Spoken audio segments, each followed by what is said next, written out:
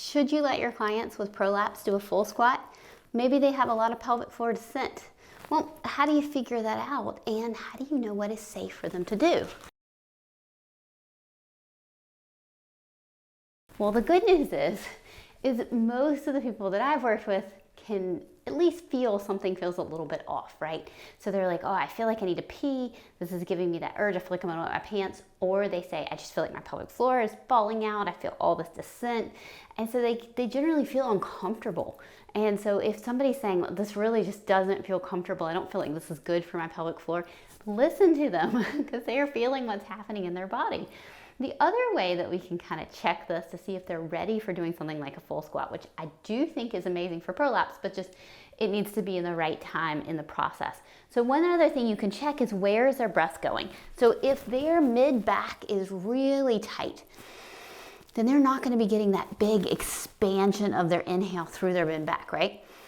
So they're going to give you this big breath, and because you've got the front blocked with their legs, where does that air go? Now the thing is that air and pressure is supposed to go all along the back of that rib cage. It's supposed to expand, stretch, move that whole area.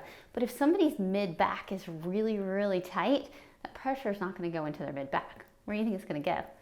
Right? Straight down into their pelvic floor. And this might be part of what's perpetuating their pelvic floor descent or even their prolapses. When they give a big inhale, it all goes down and their tissue is like, stop stretching me so much. Then maybe they guard with tension, or maybe their tissue just gives too much stretch. And so we've got all those layers to think about. So I want you to check their breathing when they're in that full squat position and see how much expansion they can get through their mid-back. See if they can direct the pressure more into their mid-back area and even their lower back and not down into their pelvic floor. So sometimes it might be you just need to cue a little differently, like, hey, let's not inhale all the way down. Let's put 80% of it into your mid-back area and let 20% go into your pelvic floor.